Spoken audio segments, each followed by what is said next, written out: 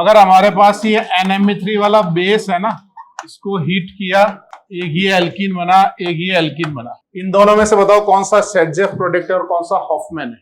इनके -I लगने से इसके एसिडिक स्ट्रेंथ पे क्या फर्क पड़ेगा। तो अगर हम ये वाला बीटा H लेंगे तो नेक्स्ट हमारा ट्रांजिशन स्टेट कैसे बनेगा। दो ऑप्शन है हमारे पास, अब आप इन दोनों में से देख के बताओ कि डिग्री ऑफ कार्बोनाइन क्या है। तो जैसे हम halogens fluoro chloro bromo iodo जाएंगे वैसे वैसे हॉफमैन बढ़ेगा या कम हो जाएगा। तो अभी जो मैंने आपको एग्जांपल कराया ना, उसमें डायरेक्टली सॉल्ट दे रखा था, सॉल्ट को हीट किया। अब इसमें चेंज ये पहले सॉल्ट बनेगा फिर हीटिंग होगी। तो अब आप ये बताओ कि इसका मैकेनिज्म कैसे होगा। ये अनस्टेबल फॉर्म है लेकिन वो रिएक्शन में कन्वर्ट होगा जब रिएक्ट करना होगा। इन दोनों की रिएक्शन से क्या बनेगा, हमें क्या करना है, एलिमिनेशन करना है। तो एलिमिनेशन के लिए हमको बेस कैसा चाहिए, इस पूरे प्रोसेस को बोलते हैं Hofmann exhaustive methylation and elimination.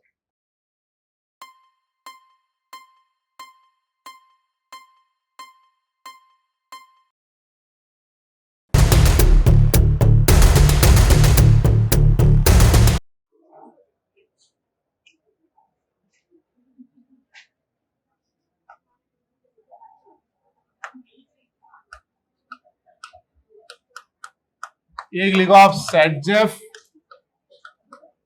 और एक क्या लिखना है आपको, हॉफमैन प्रोडक्ट।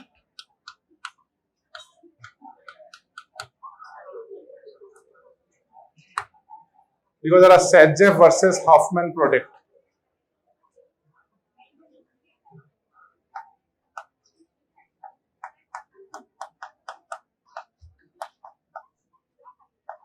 अगर हमारे पास ये NMe3 वाला बेस है ना, इसको हीट किया, एक ये एल्कीन बना, एक ये एल्कीन बना, इन दोनों में से बताओ कौन सा सेटजेफ प्रोडक्ट है और कौन सा हॉफमैन है।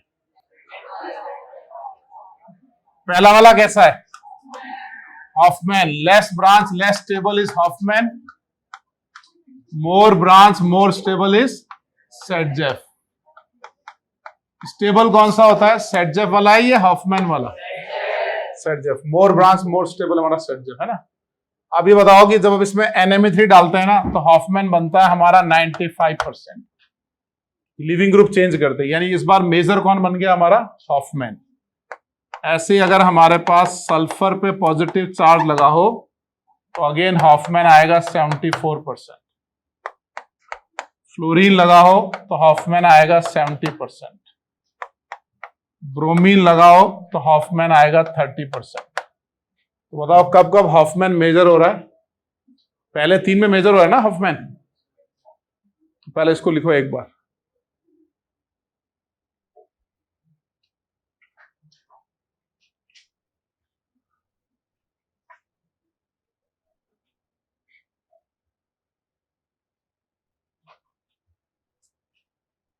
अब से पहले जो हम E2 कर रहे थे उसमें हमारा सेटजेफ बन रहे थे, है ना। थोड़ा सा लिविंग ग्रुप चेंज होते ही हॉफमैन बनने लग गया।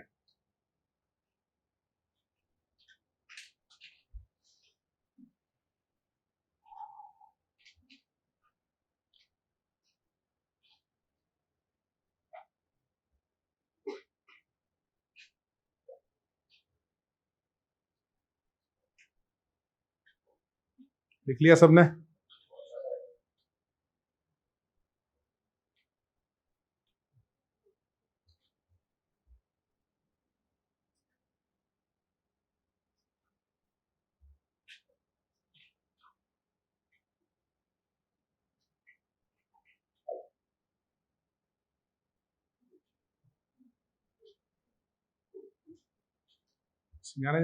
बोर्ड देखने में दिक्कत तो नहीं हुई, तुम्हारा आगे वाला बच्चा है ना, उसकी हाइट ज्यादा है, उसकी एबनॉर्मली ज्यादा है, तुम्हारी सही है, आगे वाले की ज्यादा है।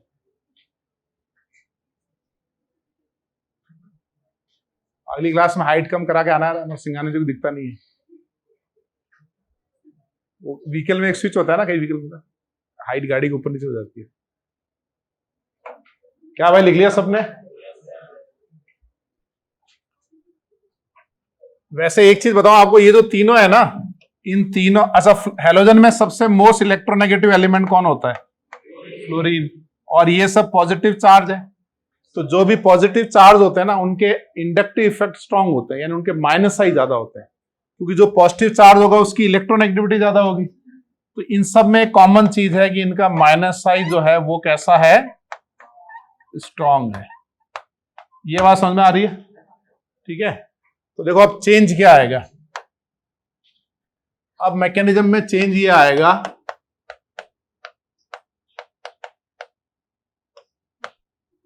अगर हमारे पास ये NMe3 लगा है तो ये क्या करेगा, ये strong minus I effect show करता है ना। तो ये स्ट्रॉन्ग माइनस आई शो करने का मतलब ये है कि ये सिग्मा बॉन्ड शिफ्ट होगा टूवर्ड NMe3। ऐसे ही होता है ना माइनस आई में, इसका माइनस आई स्ट्रॉन्ग लगा तो ये बॉन्ड पे इधर शिफ्ट होने लगा। हमें क्या करना है, बीटा से H निकालना है। तो ये माइनस आई यहां भी लग रहा है, यहां भी लग रहा है। अब आप ये बताओ कि हम बीटा से ये वाला H निकाल सकते हैं, क्योंकि हमें तो हीट करने पर एल्कीन बनाना है। हम बीटा से ये वाला H निकाल सकते हैं। इनके माइनस आई लगने से इसके एसिडिक स्ट्रेंथ पे क्या फर्क पड़ेगा? इनका माइनस आई लगा तो एसिडिक स्ट्रेंथ बीटा की बढ़ गई या कम हो गई? वो एसिडिक स्ट्रेंथ बढ़ गई। एसिडिक स्ट्रेंथ बढ़ गई, इसका क्या मतलब हुआ कि वो H प्लस आसानी से देगा, है ना। और H प्लस आसानी से देगा, इसका क्या मतलब हुआ, क्या इंटरमीडिएट बनेगा। अब अगर ये H प्लस आसानी से देने लग गया तो यहां पे इंटरमीडिएट क्या बनेगा, कार्बोनाइन कैरेक्टर आ जाएंगे ना उसमें। तो अब रिएक्शन में चेंज क्या आएगी, ये हाइड्रोजन एसिडिक हो गए। एसिडिक होने से क्या होगा, जब बेस ये बीटा H लेगा ना यहां से, तो यहां पे पार्शियली कार्बोनाइन कैरेक्टर आएंगे। यानी ये जो बॉन्ड बन रहा है, ये हमारा OET वाला बॉन्ड बन रहा है, एक ब्रेक हो रहा है यहां, डेल्टा माइनस डेल्टा माइनस।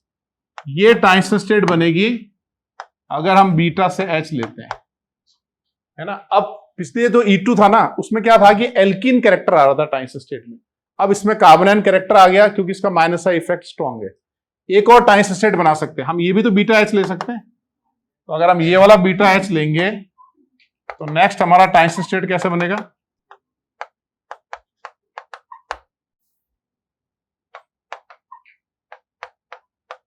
दो ऑप्शन है हमारे पास। अब आप इन दोनों में से देख के बताओ कि डिग्री ऑफ कार्बोनाइन क्या है। इसमें ये कितने डिग्री का कार्बोनाइन बन रहा है हमारा, 1 डिग्री। और नीचे कितना डिग्री का बन रहा है। अब बताओ इन दोनों में से स्टेबल ट्रांजिशन स्टेट कौन सा, फर्स्ट वाला होगा ना स्टेबल।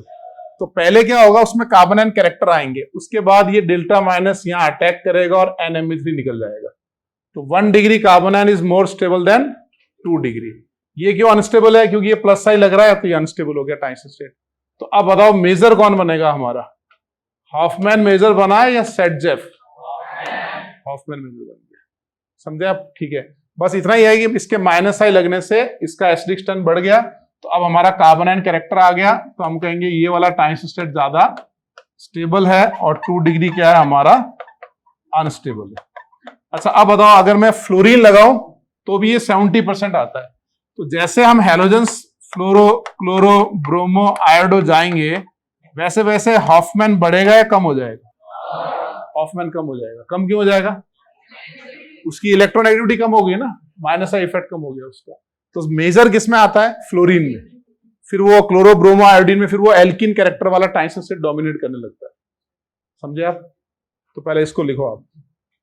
यानी आज अपने सारे क्वेश्चन होंगे स्टेबिलिटी ऑफ कार्बोनाइन पे। अच्छा, हम अल्फा से H नहीं निकाल सकते। देखो, अगर तुमने अल्फा से H निकाला और अल्फा से NMe3 निकाला तो एक डाइवेलेंट कार्बन बन जाएगा, ये ऐसा बन जाएगा। ये तो हाईली अनस्टेबल इंटरमीडिएट है ना। आपने एक ही एटम से दोनों वैलेंस निकाल दी तो डाइवेलेंट एटम बन गया, वो तो अनस्टेबल है।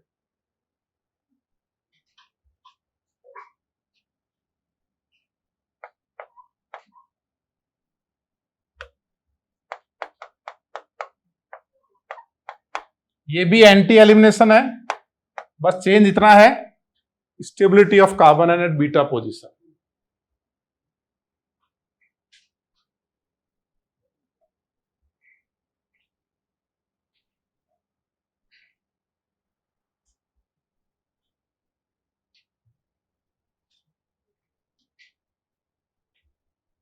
दोनों ट्रांजिशन स्टेट बना लो।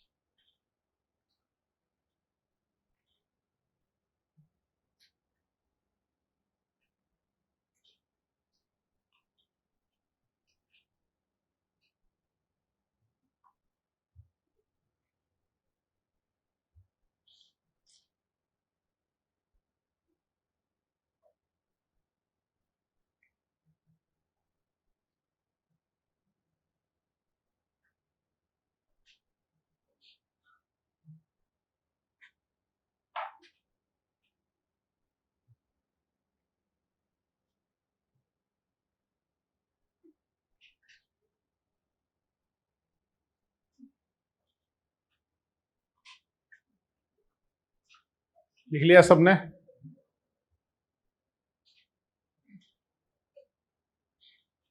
ये सिन एलिमिनेशन है या एंटी एलिमिनेशन है? ये भी एंटी एलिमिनेशन है ना, वही ट्रांस स्टेट बनाएंगे, स्टैगर्ड फॉर्म बनेगी। बस सेम HBr की तरह है, बस H और कार्बन एंड कैरेक्टर आ गया ट्रांस स्टेट में। ये HMP का मतलब क्या?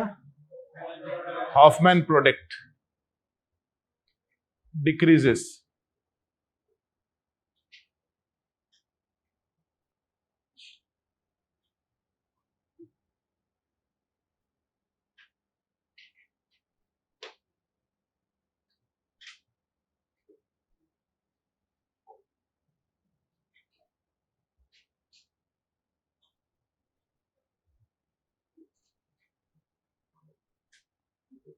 आगे बढ़े।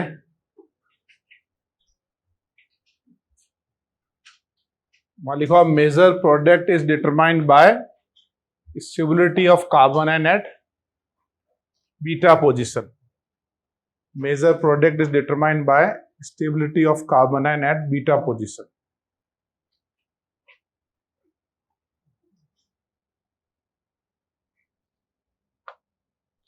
Major product determined by stability of carbon and at beta position.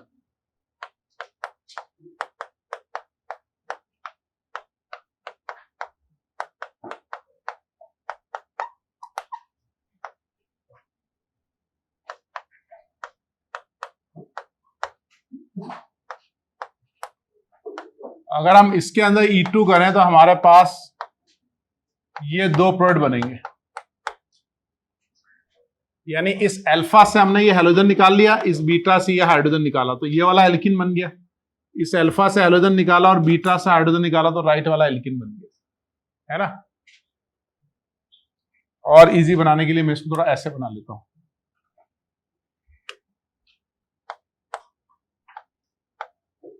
अब इन दोनों में से बताओ कौन सा सेटजेफ है और कौन सा हॉफमैन है? पहला वाला सेटजेफ है ना हमारा, ट्राई सब्स्टिट्यूटेड है, और ये डाई सब्स्टिट्यूटेड मतलब ये हॉफमैन है। ये बात समझ में आ रही है? ठीक है। और यहाँ पे ब्रोमीन गुड लिविंग ग्रुप लगा है, तो इसका मतलब यहाँ पे एल्कीन कैरेक्टर आने चाहिए। जैसे मान लो मैं एल्कोहलिक क्यूएच डाल दूं, तो आप मेजर प्रोडक्ट किसको बोलोगे? फर्स्ट वाला। एल्कोहलिक क्यूएच में तो एल्कीन बनेगा ना हमारे पास।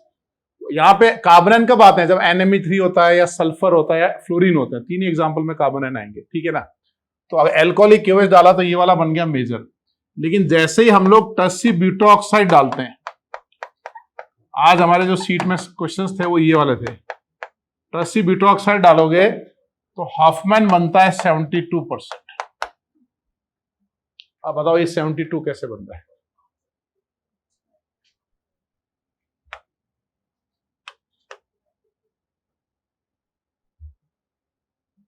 भाई एल्कोहलिक क्यूएच NaNH2 डालो, पहला बनेगा मेजर प्रोडक्ट। हमने चेंज किया हमने बेस को चेंज कर दिया। एक पॉइंट मैंने आपको बताया होगा जरूर कि कभी भी ये CMe3 हो, टस्सी ब्यूटोऑक्साइड हो, इसका स्टेरिक हिंड्रेंस हमेशा लेना है। ये सिर्फ बेस नहीं है, ये एक बल्कि बेस है ना, स्टेरिकली हिंडर्ड बेस है। अब सपोज करो एक बल्कि बेस आ रहा है, ये टस्सी ब्यूटोऑक्साइड है, उसके बाद दो ऑप्शन है, वो बीटा से ये H ले सकता है या टस्सी ब्यूटोऑक्साइड आके बीटा से ये H ले सकता है। और बल्कि बेस यानी टस्सी ब्यूटोऑक्साइड का स्टेरिक इंडेक्स हमेशा काउंट करना है। तो अब बताओ वो कौन सा बेस बीटा हाइड्रोजन इजीली लेगा, राइट वाला या लेफ्ट वाला? राइट वाला लेगा ना, क्योंकि लेफ्ट वाले में तो 2 डिग्री है, हम कह देंगे इसका स्टेरिक क्राउडिंग हो रहा है। तो जो बल्कि बेस होते हैं ना, वो हमेशा कौन सा हाइड्रोजन लेते हैं? Terminal hydrogen, less sterically hindered लेंगे, यानी ये वाला डोमिनेटिंग प्रोडक्ट बनाएंगे। अब बताओ ये डोमिनेटिंग बनाएंगे तो मेजर प्रोडक्ट हॉफमैन बना या सेटजेफ बना? तो हमारा हॉफमैन बन गया। तो समझ में आया और सीट के अंदर जो सवाल है ना। ऐसे ही अगर मान लीजिए मैं एक मिथाइल को हटा के इथाइल कर दूं, दो तो मिथाइल है, एक को इथाइल कर दिया, तो ये क्या होगा? बढ़ेगा या कम हो जाएगा? बढ़ के ये हो जाता है 77%, क्योंकि आपने बेस को और बल्कि कर दिया, है ना। और ऐसे ही अगर मैं तीनों इथाइल कर दूं, और बढ़ेगा या और कम हो जाएगा? बोलो। और बढ़ेगा, कितना हो जाएगा?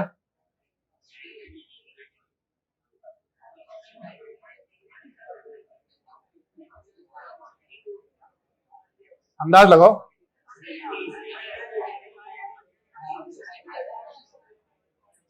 97, 87, 84। भाई आपको अंदाज लगाना है, और कोई इसके पैसे भी नहीं लग रहे हैं और कुछ गलत भी नहीं हो रहा है। 93 कितना बताया? 87। और चलो मैं इसका आंसर बता देता हूं।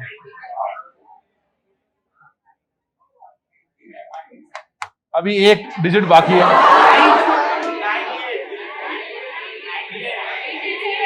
एक डिजिट बाकी है।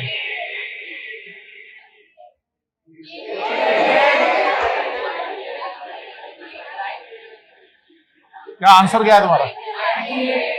इसका आंसर है 78। कोई मैथ थोड़ी लग रही है। हम सब कह सकते हैं बढ़ेगा, कितना बढ़ेगा वो नहीं बता सकते। समझ गए भाई? वो कन्फर्मर बनाता है ना, हमें थोड़ी पता क्या बनेगा। हम कह सकते हैं इंक्रीज। तो लिखो जरा इसको। तो बताओ बल्कि बेस किसको फेवर करेगा, हॉफमैन को या सेटजेफ को? हॉफमैन।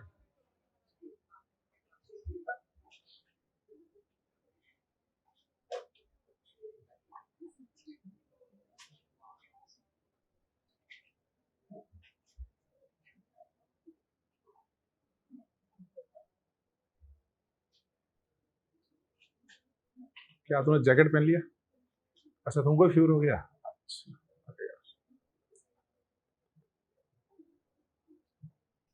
खूब पानी वानी खूब पियो, पानी की वजह से फ्यूर हुआ। बारिश में भीग गए होंगे यार। मेरे घर में भी एक दो लोगों को हो रहा है, तो अल्टीमेटली डॉक्टर को दिखाया। वो तो डॉक्टर तो एंटीबायोटिक और सब देते हैं, फिर हमने सब बंद कर दिया। वही हल्दी, अदरक और शहद। हल्दी अदरक होती है ना, उसको पीस लो, उसका थोड़ा जूस निकाल लो, और उसमें 1 चिमटी हल्दी डाल दो, फिर 1 चम्मच शहद डाल दो, और वो ले लो गुनगुने पानी से। उसे बहुत फास्ट होता है। क्या भाई लिख लिया सबने?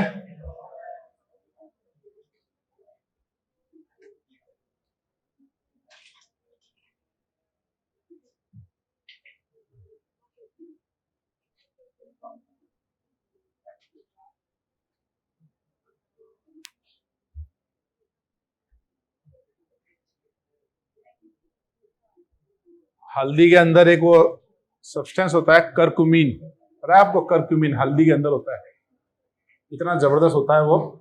एंटीऑक्सीडेंट होता है, पावरफुल, कैंसर तक को कम करता है वो।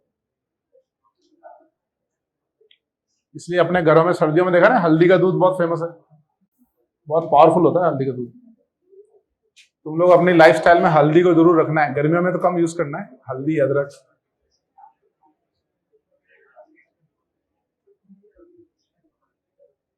लिख लिया भाई सबने?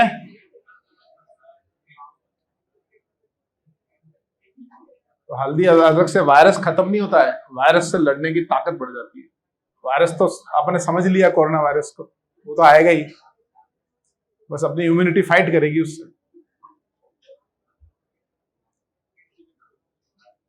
आगे बढ़े। क्यों भाई, सही है ना हरियाणा? अपने पूर्वजों को पहले से पता था कि हल्दी क्या चीज है, तो अपना घर में देखो, खाना बनाने की किचन देखा आपने? खाना बनाने के स्टाइल में हल्दी डलता है हमेशा। और उसके पहले जो पूर्वज थे अपने 8-10 हजार साल पुराने, वो तो कच्चा खाते थे, तो फिर धीरे धीरे हमारा नॉलेज डेवलप हुआ। क्या भाई लिख लिया सबने? अब एग्जाम्पल लिखो, लिखो आइडेंटिफाई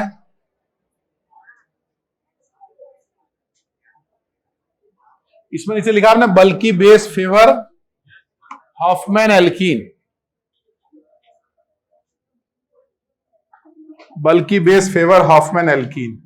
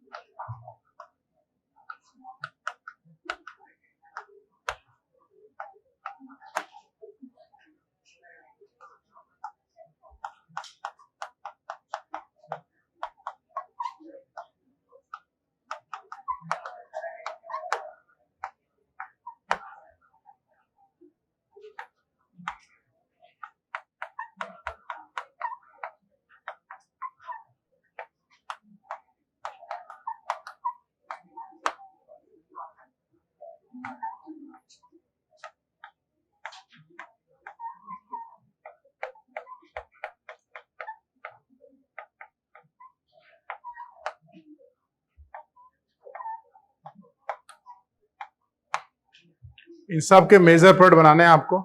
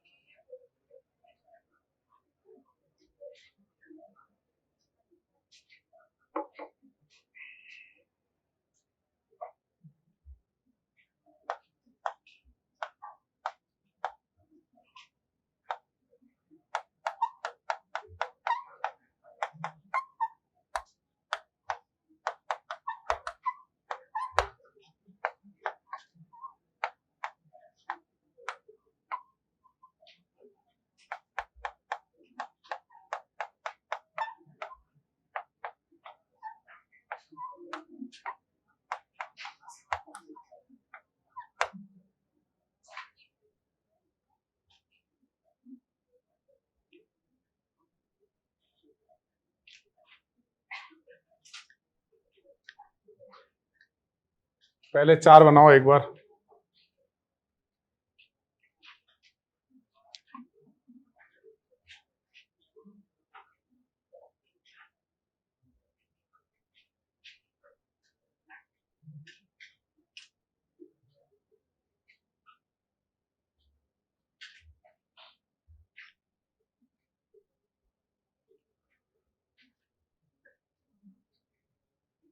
सब में आपको वहां लिखना है, अल्फा बीटा पोजीशन लिखो जरूर। ये अल्फा है, ये बीटा है। अल्फा कार्बन कौन सा है? जो इस लिविंग ग्रुप से डायरेक्टली अटैच है ना। बीटा उसका पास वाला, ये बीटा, ये बीटा।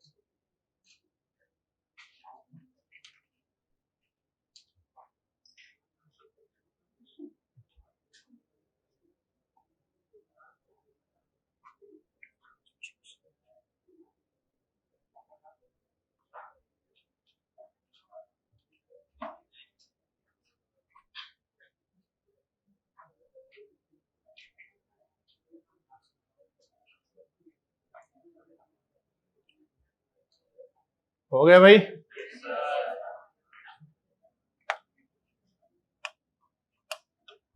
क्या आंसर रहा फर्स्ट का? रिंग के अंदर एल्कीन बनाया, रिंग के बाहर? बाहर, क्योंकि ये 1 डिग्री कार्बोनाइल बनेगा ना। एक्सोसाइक्लिक एल्कीन बोलेंगे, ये मेजर बन गया ना। सेकंड में कौन सा बनाया, लेफ्ट वाला या राइट वाला? राइट वाला बनाएंगे। ये 1 डिग्री और ये 3 डिग्री है। थर्ड में कौन सा बनाया, लेफ्ट वाला या राइट वाला? लेफ्ट वाला 1 degree carbon ion is more stable than 2 degree. Fourth में बताओ राइट या left? Right. Again 1 degree is more stable than 2 degree. 5, 6, 7 भी हो गए। फिफ्थ का क्या रहेगा बताओ? फिफ्थ में ये कार्बन आयन कैसा बनेगा हमारा? Resonance stabilise. तो अगर मोर इलेक्ट्रोनेगेटिव एलिमेंट लगे हैं तो उस तरफ बनेगा ना हमारा एल्कीन। समझे आप? यहां पे रेजोनेंस हो रहा है, यहां रेजोनेंस नहीं हो रहा है। सिक्स्थ में बताओ आपने कौन सा बीटा एच लिया? ऊपर वाला बीटा एच या नीचे वाला? भाई दो ऑप्शन है ना हमारे पास, तो हम कौन सा लेंगे? 2 डिग्री है ना, 2 डिग्री लेंगे ना। सेवंथ में बताओ।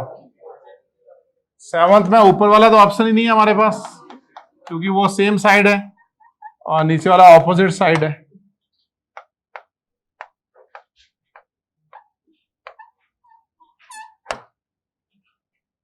समझ गए?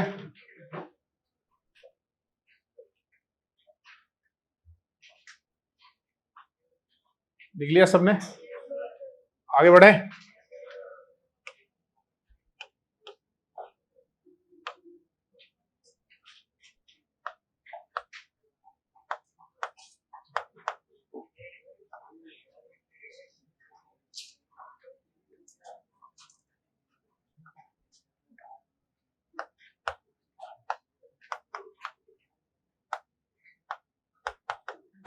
इसका मेजर पॉइंट बताओ क्या होगा?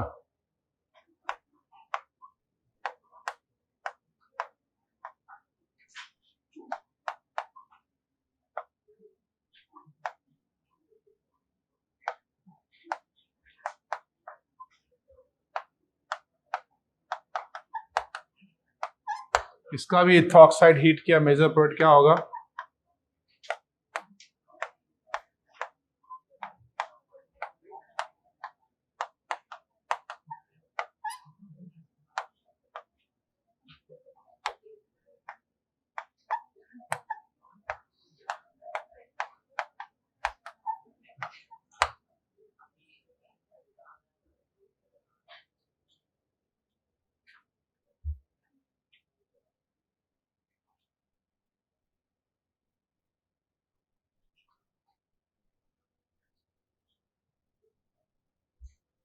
जूस वगैरह पियोगे क्या?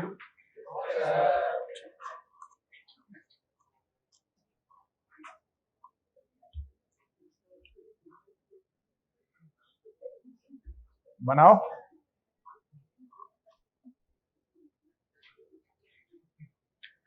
बेसिक एटिकेट्स है ना, पूछना चाहिए ना, जूस पियोगे नहीं पियोगे?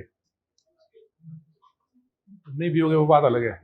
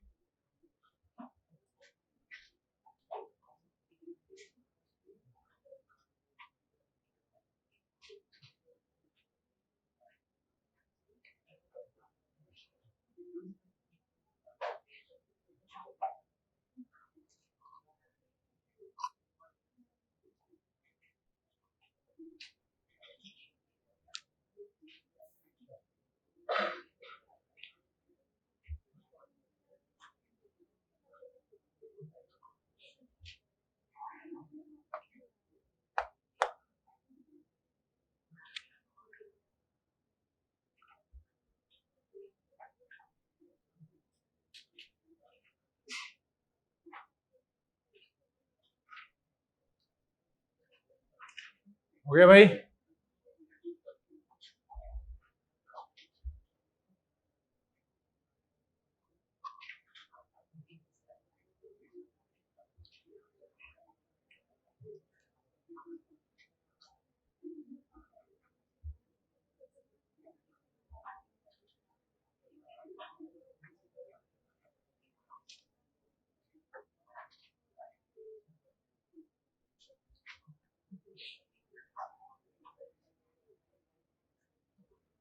क्या आंसर रहेगा बताओ 8th का? भाई आपको है ना ऐसे अल्फा बीटा लिखना चाहिए, ये अल्फा ये बीटा, ये 2 डिग्री है, ये अल्फा ये बीटा ये भी 2 डिग्री है, और ये अल्फा और ये बीटा ये 1 डिग्री है ना, और यहां तो बीटा ही नहीं है, तो हमारे पास 3 ऑप्शन है 1 2 एंड 3। तो हम यहां से अल्फा बीटा के बीच बॉन्ड बनाएंगे और अल्फा और नाइट्रोजन का बॉन्ड ब्रेक कर देंगे। तो इससे हमारा मेजर प्रोडक्ट क्या बनेगा बताओ? इथीन।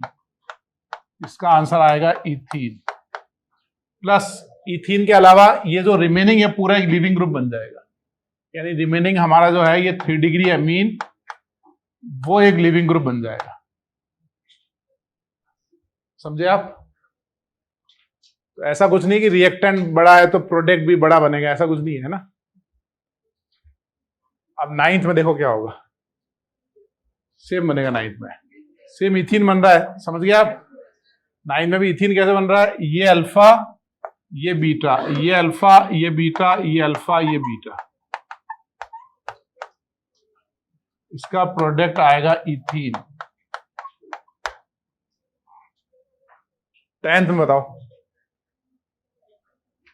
10th में दोनों बेस में डिफरेंस समझ में आ रहा है? इन दोनों में से कौन सा बल्कि बेस है? नीचे वाला। बल्कि बेस किसको फेवर करता है? हॉफमैन। हॉफमैन मतलब वो कौन सा हाइड्रोजन लेगा, 1 डिग्री या 2 डिग्री? 1 डिग्री, यानी रिंग के बाहर वाला एल्कीन ये मेजर बनेगा ना इसमें, और जो छोटे बेस हैं उसमें ज्यादा स्टेबल एल्कीन, यानी रिंग के अंदर वाला मोर ब्रांच एल्कीन मोर स्टेबल। समझ गए आप? आगे बढ़े। नेक्स्ट लिखो, अब इसी का थोड़ा सा एक्सटेंशन वाला पार्ट है। हॉफमैन यानी नाम है, एग्जॉस्टिव मिथाइलेशन मतलब बहुत सारे मिथाइल ग्रुप लगाने हैं एंड फिर उसका एलिमिनेशन करना है। तो पूरा नाम है, हॉफमैन ने एग्जॉस्टिव मिथाइलेशन किया और फिर एलिमिनेशन किया। Hofmann exhaustive methylation and elimination. ये क्या बोलता है कि जैसे हमारे पास, जैसे ये एक एमीन है, ये 1 डिग्री एमीन है, इसमें आपको क्या करना है कि पहले मिथाइलेशन करना है, यानी मिथाइल आयोडाइड एक्सेस में डालना है।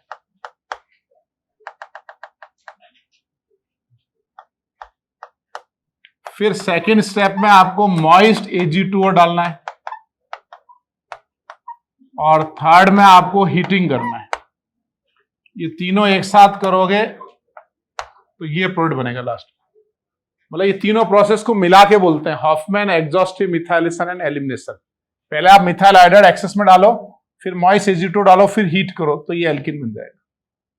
तो अभी जो मैंने आपको एग्जांपल कराया ना, उसमें डायरेक्टली सॉल्ट दे रखा था, सॉल्ट को हीट किया है। अब इसमें चेंज ये, पहले सॉल्ट बनेगा फिर हीटिंग होगी। तो अब आप ये बताओ कि इसका मैकेनिज्म कैसे होगा।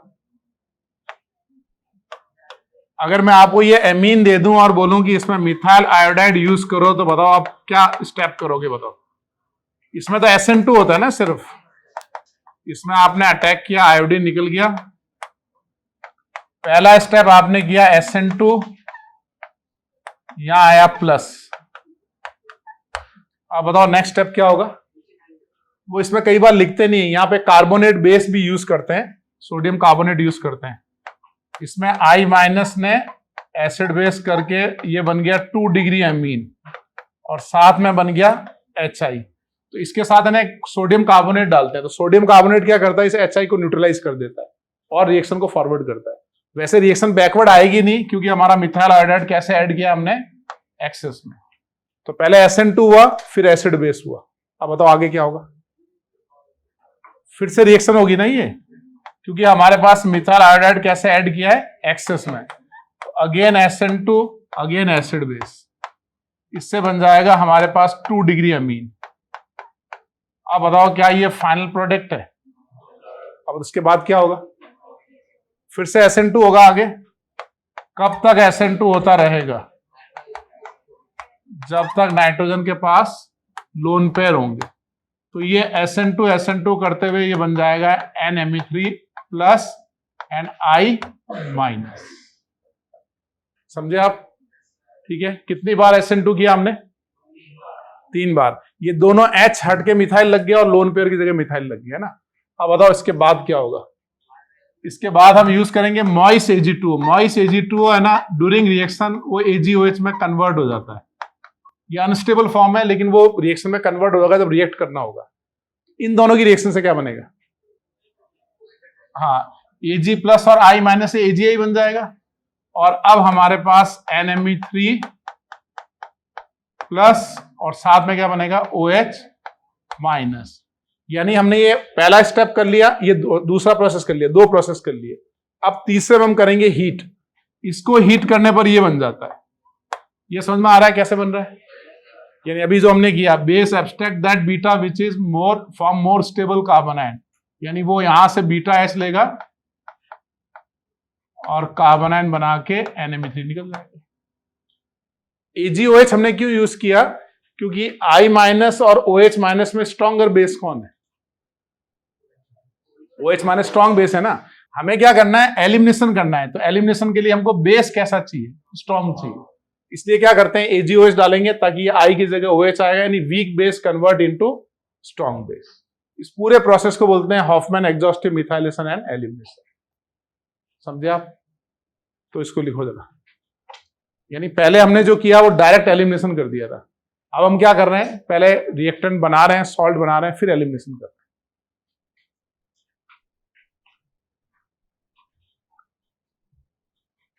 सारे स्टेप लिख के पूरा मैकेनिज्म लिखो।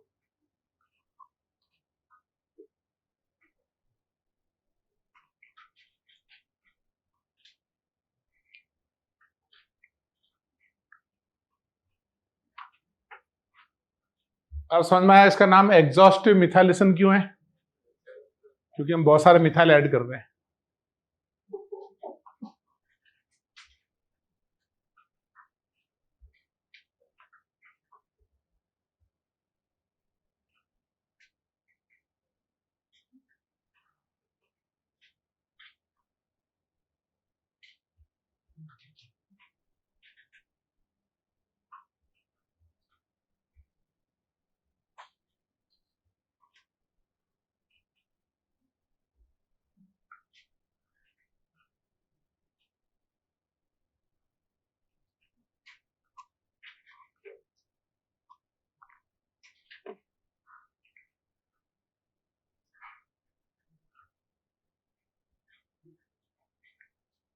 थोड़ा सा मैंने छोटा लिख दिया है, तुम अपनी आंखें जूम करके बड़ा कर लेना इसको।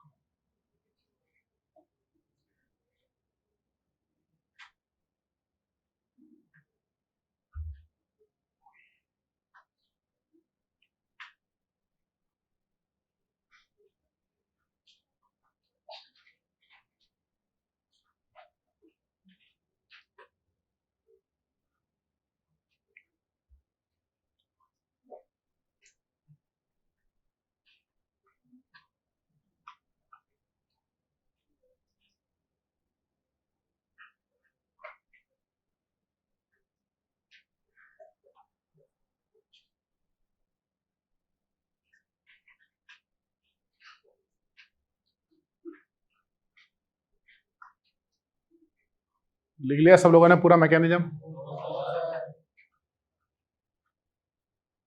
एग्जॉस्टिव मिथाइलेशन कर लिया।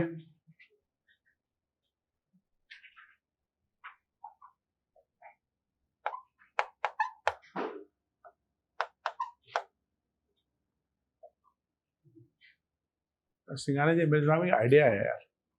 अभी है ना पेरिस में ना ओलंपिक्स होने वाले हैं, है ना। तो उसमें क्या होता है कि एक प्लेयर जाता है ना, उसके साथ 3-4 उसके क्रू मेंबर भी जाते हैं, है ना। कोच होता है और भी 2 लोग सपोर्टर होते हैं, मतलब है ना, फिजियो क्या फिजियोथेरेपिस्ट होता है ऐसे।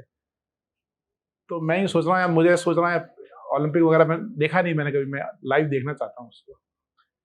तो दो तरीके हैं, या तो मैं टिकट खरीदूं और पूरा प्रोसेस करके जाऊं, या मान लो कोई प्लेयर हो मेरे को रिकमेंड कर दे, तो एज ए मतलब है ना फैमिली मेंबर, या मतलब ऐसे अपन जा सकते हैं। तो मैंने सोचा यार तुम कुश्ती में पार्टिसिपेट कर लो ना यार, फिर क्रू मेंबर में मेरा नाम लिख देना तुम साथ में।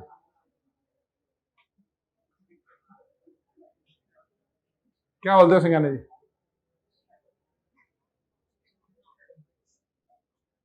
सिंगाना जी कुश्ती रिंग में उतरेंगे तो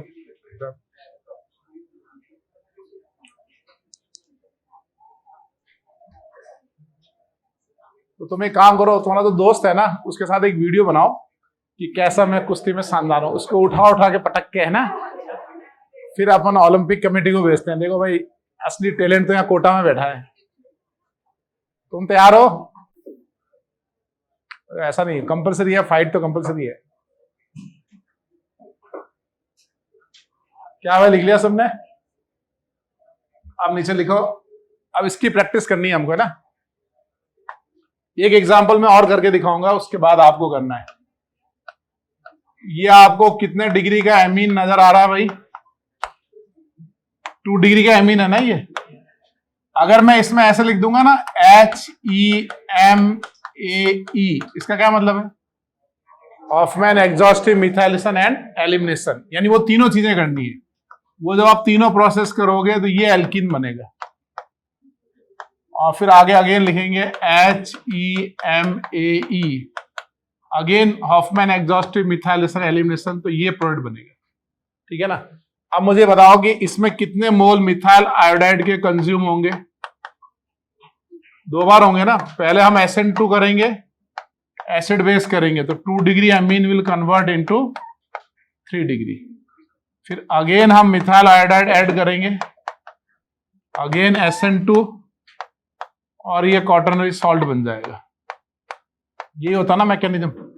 इसके बाद क्या होता है बताओ? इसके प्लस के साथ माइनस क्या बनता है? I माइनस, फिर अपन AgOH डालेंगे तो बताओ ये क्या बनाएगा? AgI बनेगा, और I माइनस की जगह पे कौन आएगा? OH minus. यहां तक सही चल रहा है? अब इसको करेंगे अपन हीट, तो क्या होगा बताओ? बेस कौन सा हाइड्रोजन लेता है? बीटा। तो इस बार ये अल्फा है, ये अल्फा है, ये हाइड्रोजन बीटा है, और एक हाइड्रोजन बीटा इधर भी है, तो कौन सा बीटा लेंगे? कोई भी लेंगे ना। बेस एब्स्ट्रैक्ट बीटा H, तो अल्फा बीटा के बीच बॉन्ड बनेगा और अल्फा और लिविंग ग्रुप का बॉन्ड ब्रेक हो जाएगा। हम हमेशा यही करते हैं, ये अल्फा बीटा के बीच पाई बॉन्ड बनाते हैं और अल्फा और नाइट्रोजन यानी लिविंग ग्रुप का बॉन्ड ब्रेक होगा। इसको बोलेंगे internal leaving group. Leaving group एक तो पूरा बाहर निकल जाता है, और एक होता है विद इन ए मॉलिक्यूल यानी इंटरनल लिविंग ग्रुप। यानी अब तक जो हमने प्रोसेस किया वो क्या किया? Hofmann exhaustive methylation and elimination. ये रिएक्शन खत्म हो गई, ये हमारा ए प्रोडक्ट बन गया। अब आपको ए से बी कैसे बना वो एक्सप्लेन करना है। ये समझ में आ रहा है ये कैसे करेंगे आगे?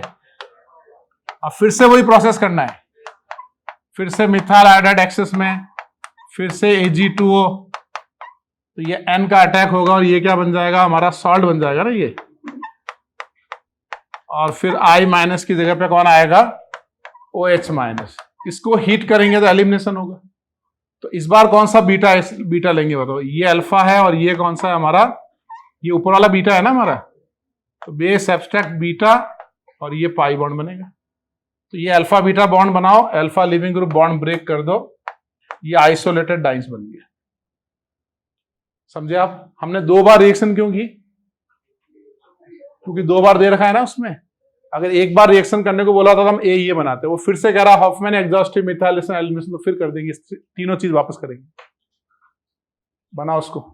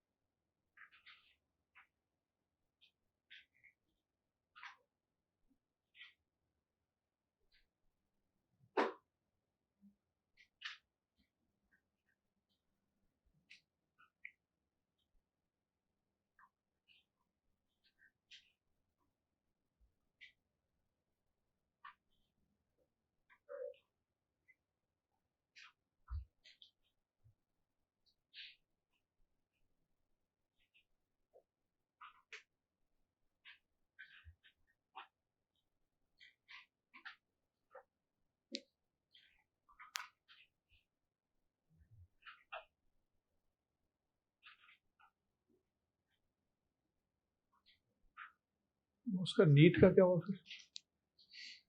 मैंने उसको देखा भी था आज तक चैनल, मेरे को समझ नहीं आया क्या हुआ उसका। और उसकी डेट कब है नेक्स्ट? सुप्रीम कोर्ट अभी हियरिंग करेगा उसकी, पता नहीं है उसका। हमारा एक कोचिंग फेडरेशन के ग्रुप है, उसमें एक पोल कर रखा था कि क्या पार्शियल नीट करवाना चाहिए। मैं समझा ही नहीं पार्शियल नीट क्या है।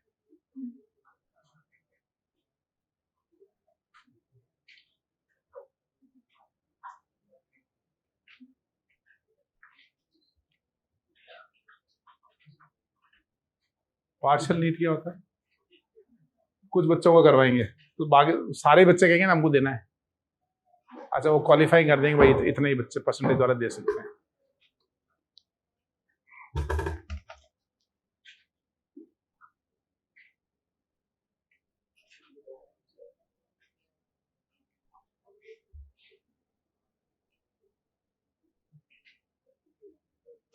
आईआईटी ने 2-4 चीजें बहुत अच्छी कर रखी है। पहला 2 अटेम्प्ट, इसके बाद अपना अपना देखो दूसरा। और दूसरा अभी आजकल ब्रांच चेंज वगैरह बंद कर दिया, वो भी अच्छा कर दिया उन्होंने। फर्स्ट ईयर में नो मार्किंग, नो ग्रेड, सिर्फ फेल एंड पास। इतनी मेहनत करके बच्चा जा रहा है, फिर फर्स्ट ईयर में जाते नई लड़ाई शुरू कि मेरी ब्रांच चेंज, है ना। तो बहुत प्रेशर क्रिएट हो जाता है ना। प्रेशर अल्टीमेटली हमारा दिमाग है बेचारा, कितना लेगा। गवर्नमेंट इंटरफेरेंस कम है ना, तो डिसीजन ले लेते हैं वो।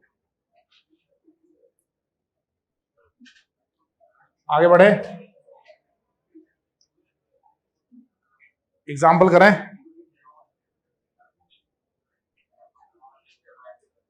नीट में तो क्या है कि साउथ के जो लोग हैं ना, वो चाहते नहीं है कि नीट हो, मतलब वो नीट एग्जामिनेशन नहीं चाहते हैं। उसका रीजन ये है कि majority of medical college south में, तमिलनाडु में, केरला में, कर्नाटक। पहले क्या होता था कि नॉर्थ के लोग है ना साउथ जाते थे एमबीबीएस करने, फार्मेसी करने, क्योंकि वहां पे गवर्नमेंट थोड़ी लिबरल थी। तो वहां पे जबरदस्त डेवलपमेंट हुआ, बहुत सारे मेडिकल कॉलेज। जैसे अपने मेडिकल कॉलेज कितने थे पहले राजस्थान में?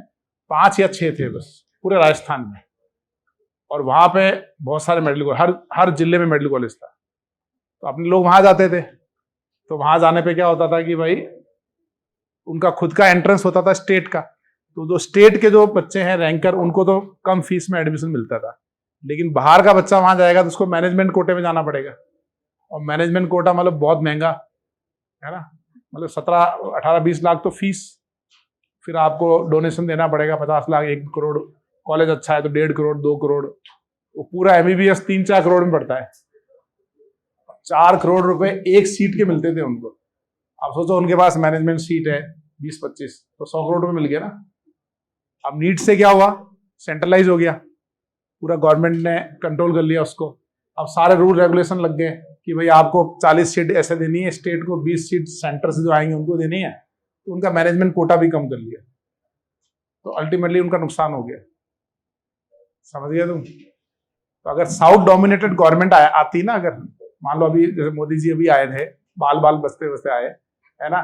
अगर मान लो साउथ वाले डोमिनेटिंग होते, डीएमके वगैरह पार्टी अगर थोड़ा और पावर में आती, तो वो नीट हटा देंगे। क्योंकि उनके तो जो इलेक्शन का जो था ना उनका, उसमें मेन पॉइंट था कि अगर हम पावर में आए तो हम नीट हटा देंगे, हम अलग अपना एग्जाम करेंगे।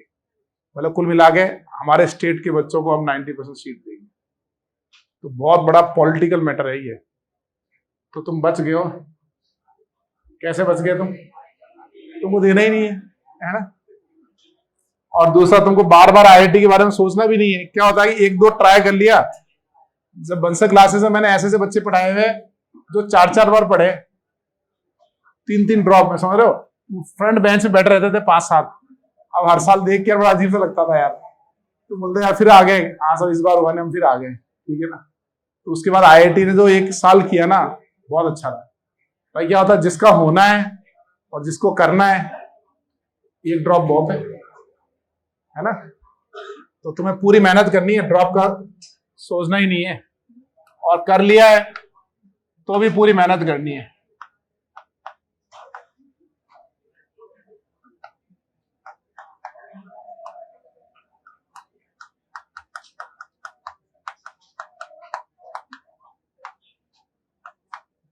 इतना सब करने के बाद डॉक्टर तो बेटा देश सेवा करता है। मतलब जब भी डॉक्टर और आर्मी वाले मिले आप उनको रेस्पेक्ट देना, क्योंकि वो सेवा कर रहा है बेचारा, पैसे थोड़ी कमा रहा है। और जो भी इंजीनियर मिल जाए ना, समझ लेना सेवा वेवा कम है उसकी, एक ही भगवान खास है उसके।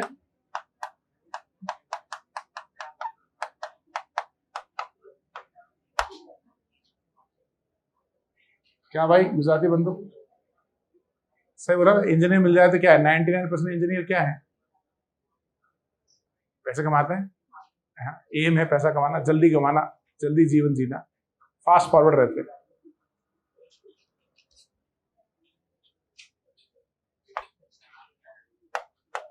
अब आपको मैकेनिज्म लिखना है और साथ ही साथ प्रोडक्ट बनाने हैं, लेकिन थोड़ा स्पीड मेंटेन करना है।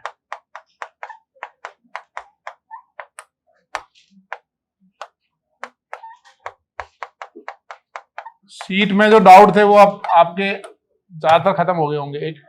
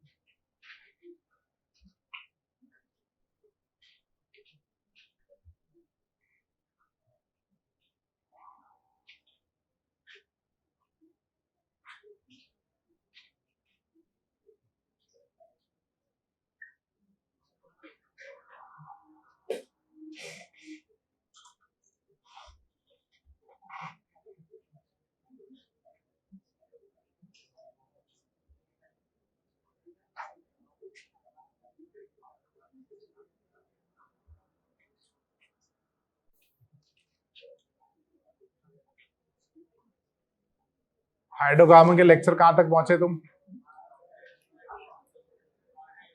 सारे हो गए? एक बचा, कल एल्किन का लास्ट है बस, फिर एल्काइन का है, ट्यूसडे तक खत्म कर देंगे इसको।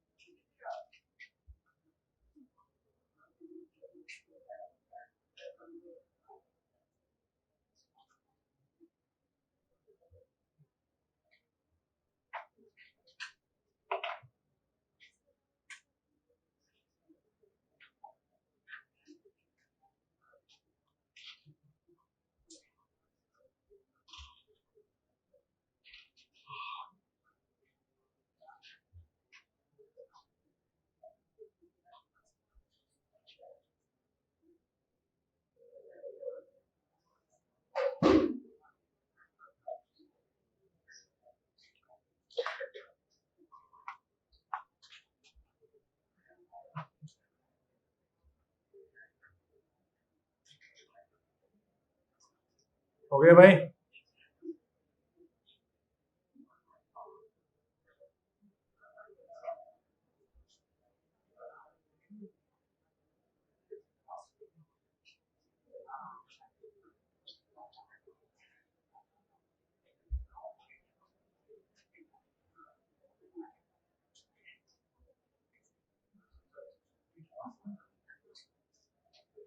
क्या आंसर रहेगा फर्स्ट का? इसमें पहला एल्कीन लेफ्ट में बनाया या राइट में बनाया? कहीं भी बना लेंगे ना। और फिर दूसरा एल्कीन आपने राइट में बना लिया होगा। सेकंड में क्या किया बताओ? ये अल्फा, ये बीटा, ये अल्फा, ये बीटा, ये 3 डिग्री बन रहा है ना हमारा, और ये 2 डिग्री। तो पहला कहां बनाया? लेफ्ट में। और फिर दूसरा कहां बनाया? राइट में, है ना? थर्ड में क्या किया बताओ?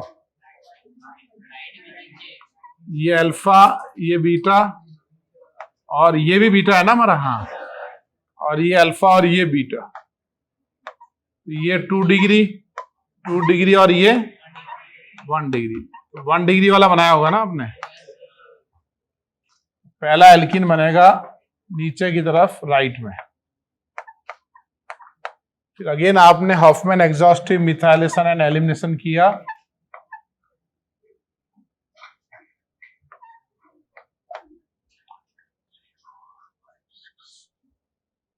छह कार्बन है ना, हेक्सा 1,5 डाइन।